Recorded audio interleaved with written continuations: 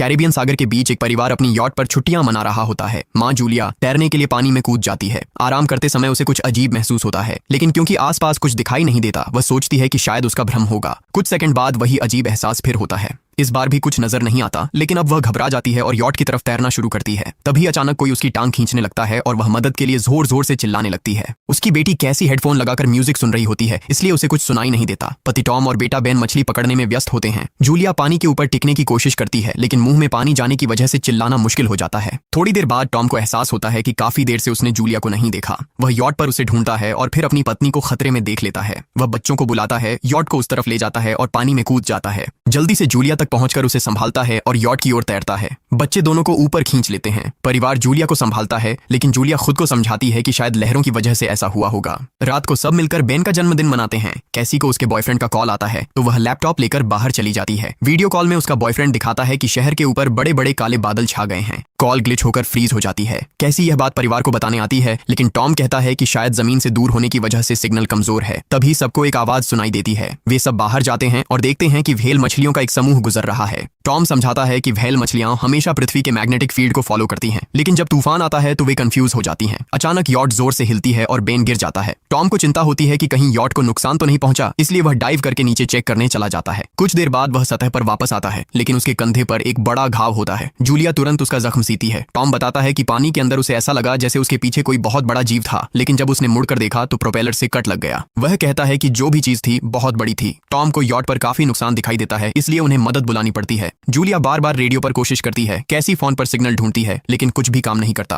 तभी कैसी को एक अजीब सा जीव दिखाई देता है और वह चिल्ला उठती है, लेकिन वह तो बस बेन होता है जो मास्क पहनकर मजाक कर रहा होता है। कुछ देर बाद यॉट पूरी तरह बंद हो जाती है और समुद्र के बीच में फंस जाती है। जूलिया रेडियो में एक आवाज सुनती है, लेकिन आवाज इतनी खराब होती है कि उसे कुछ समझ नहीं आता। टॉम परिवार को बताता है कि उनके पास सिर्फ 4 दिन का खाना पानी बचा है और अब उन्हें किसी मछली पकड़ने वाली नाव का इंतजार करना होगा। अचानक रडार पर कुछ डिटेक्ट होता है और परिवार को एक अजीब सी आवाज सुनाई देती है। सब दौड़कर बाहर आते हैं और हैरानी से देखते हैं कि कई सारे उल्कापिंड जमीन पर गिर रहे हैं। जहां जहां उल्कापिंड गिरते हैं वहां बड़े धमाके होते हैं। एक उल्कापिंड पानी में उनके पास गिरता है तो टॉम तुरंत यॉट को चलाने की कोशिश करता है। इंजन मुश्किल से चलता है, लेकिन तभी एक और उल्कापिंड उस इलाके को हिट करता है। परिवार डर के मारे एक दूसरे को कसकर पकड़ लेता है। तभी टॉम को समझ आता है कि जो आग के गोले गिर रहे हैं वे उल्कापिंड नहीं बल्कि सैटेलाइट्स हैं। उसी वक्त बेन देखता है कि यॉट से धुआं निकल रहा है। टॉम चेक करता है और कंफर्म होता है कि इंजन खराब हो गया है। हवा तेज होने लगती है तो फैमिली यॉट के अंदर छुप जाती है, बिना यह नोटिस किए कि कंपास बहुत तेजी से घूम रहा है। यॉट जोर जोर से हिलने लगती है। बेन फिर से गिर जाता है और इस बार उसे चोट भी लग जाती है। लहरें तेजी से यॉट से टकरा रही होती हैं। टॉम स्ट्रगल करके बाहर जाता है और लाइफ जैकेट्स लेकर आता है। तभी पावर चली जाती है। टॉम तुरंत पावर बॉक्स का बटन प्रेस करता है और लाइट वापस आ जाती है। उस वक्त बेन नोटिस करता है कि जूलिया की नाक से खून बह रहा है। जूलिया को चक्कर आने लगते हैं,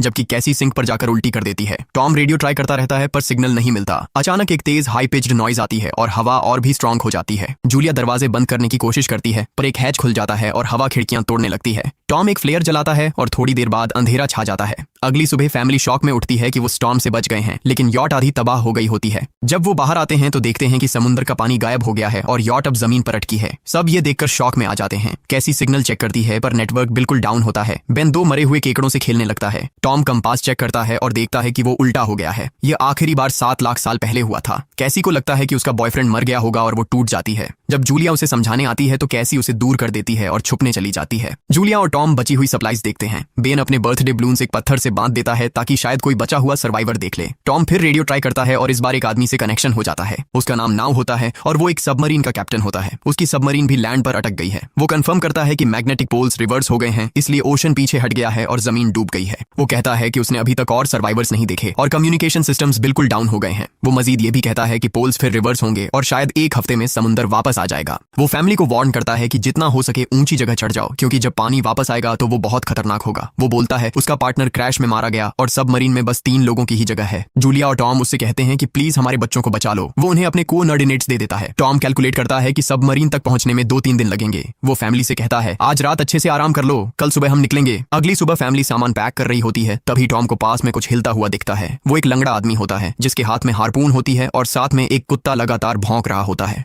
टॉम उसके पास जाता है और उसे पानी की बोतल देता है, लेकिन वो आदमी कुछ ऐसी भाषा में बोलता है जो टॉम समझ नहीं पाता। पानी पीने के बाद वो अजनबी अचानक टॉम के सिर पर बोतल मारता है और चेहरे पर जोर का लात मार देता है। जूलिया डर के मारे भागती है, लेकिन तब तक देर हो चुकी होती है। वो आदमी टॉम के पेट में हार्पून घुसा चुका होता है। टॉम कुछ पल तक तड़पता है और फिर वो उसकी गर्दन भी काट देता है। फिर वो आदमी जूलिया के पीछे भागता है और उस पर हार्पून फेंकता है, जिससे उसके कंधे में चोट लग जाती है। जूलिया दर्द सहते हुए यॉट के अंदर भागती है और बच्चों को बोलती है कि छुप जाओ। वो दरवाजा लॉक कर देती है। कैसी और बेन सोफे के अंदर घुस जाते हैं। जूलिया उन्हें फ्लेयर गन पकड़ाती है और खुद एक चाकू लेकर बाथरूम में छुप जाती है। वो आदमी दरवाजे पर जोर जोर से धक्के मारता है और आखिर अंदर घुस ही जाता है। पहले वो थोड़ा खाना उठाता है और फिर यॉट में इधर उधर ढूंढने लगता है, फिर बाथरूम की तरफ जाता है, लेकिन जूलिया समझदारी से एक छोटे छेद से बाहर निकल जाती है। वो आदमी सोचता है कि जूलिया भाग गई, लेकिन जैसे ही वो धीरे से निकलने लगती है, उसका कुत्ता उसे देख लेता है और भौंकने लगता है। कुत्ता उस पर झपटता है तो जूलिया चाकू से उसे मार देती है। कुत्ते की चीख सुनकर वो आदमी बाहर आता है और अपने कुत्ते की लाश देखकर आग बबूला हो जाता है। इस बीच जूलिया यॉट के दूसरे साइड से अंदर जाने की कोशिश करती है। वो ऊपर चढ़कर टूटी हुई खिड़की से अंदर घुसने लगती है, लेकिन वो आदमी पहले ही वहां पहुंच जाता है। वो उसे पकड़कर जोर से मुक्का मारता है, जिससे वो नीचे गिर जाती है। जूलिया फर्नीचर पकड़कर बचने की कोशिश करती है, लेकिन वो आदमी उसे लात मारकर दूर फेंक देता है। फिर वो उसकी कलाई पर पैर रख देता है ताकि वो चाकू छोड़ दे, और फिर उसके बाल पकड़कर उसका चेहरा जमीन पर दे मारता है और सोफे पर फेंक कर उसका गला दबाने लगता है। बच्चे ये सब कुछ देख रहे होते हैं। कैसी बाहर निकलकर फ्लेयर गन चलाती है जो सीधा उस आदमी को लगती है। वो जल उठता है और यॉट में आग फैलने लगती है। बच्चे तुरंत भाग जाते हैं, लेकिन जूलिया वापस आती है। वो उसे एक किक मारकर गिराती है, मैप और बैग उठाती है और वहां से भाग जाती है। बेन और कैसी अपने पापा के पास जाकर रोने लगते हैं।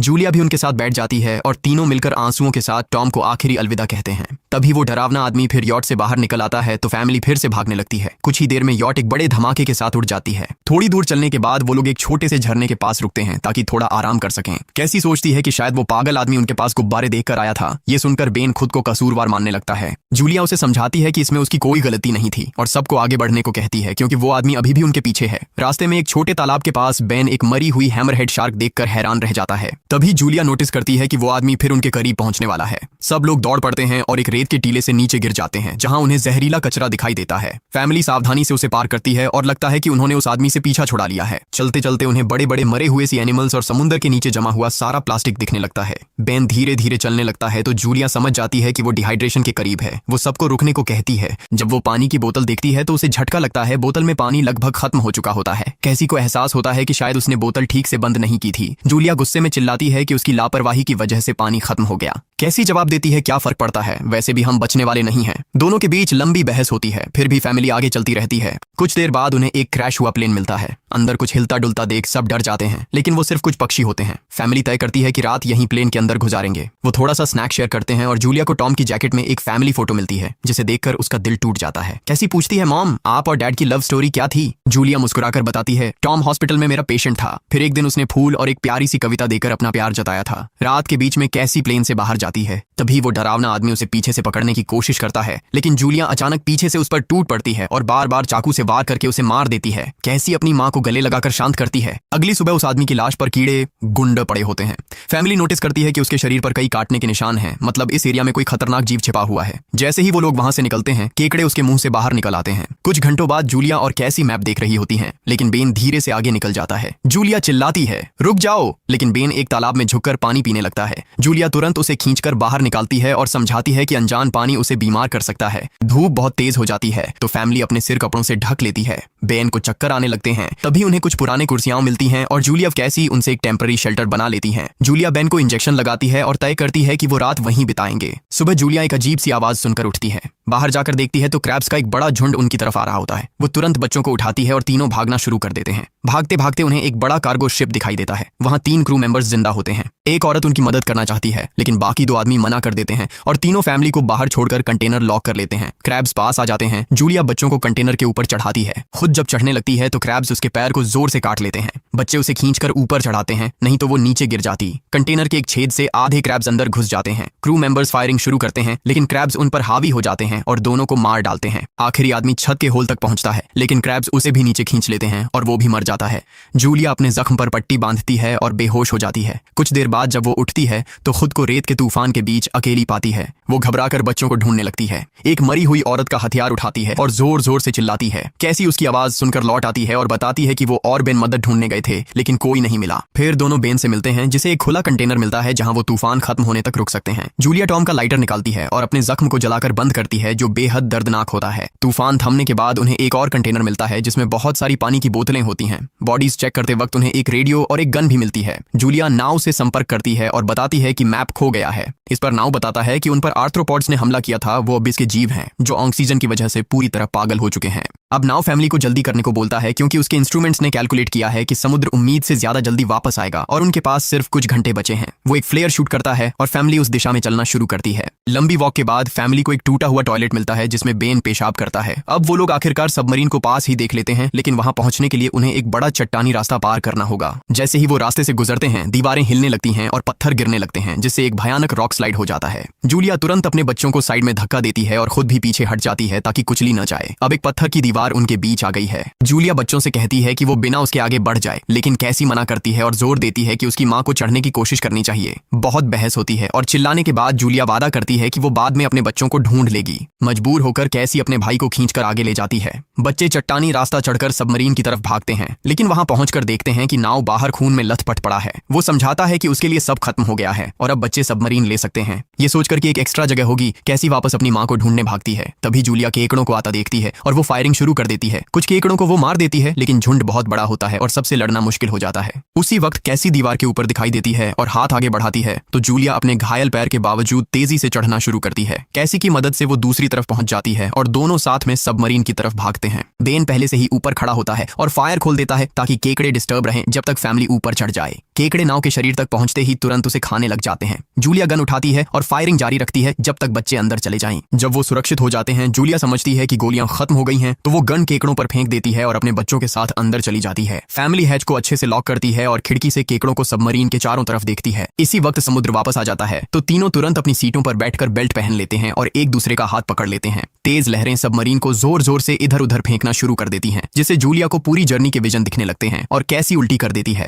जल्दी ही वो हाई पिच आवाज वापस आती है और फैमिली बेहोश हो जाती है। कुछ देर बाद जूलिया और बच्चे होश में आते हैं और खुद को जिंदा देखकर खुश होते हैं। वो हैच अनलॉक करके बाहर निकलते हैं और देखते हैं कि लहरों ने सबमरीन को एक तबाह शहर में गिरा दिया है। यानी अब जिंदा रहने और नया जीवन शुरू करने की उम्मीद है। और यहीं पर फिल्म खत्म होती है। चैनल को सब्सक्राइब करना न भूलें और बेल आइकन जरूर दबाएं ताकि आपको ऐसे ही मजेदार वीडियो मिलते रहें। देखने के लिए धन्यवाद।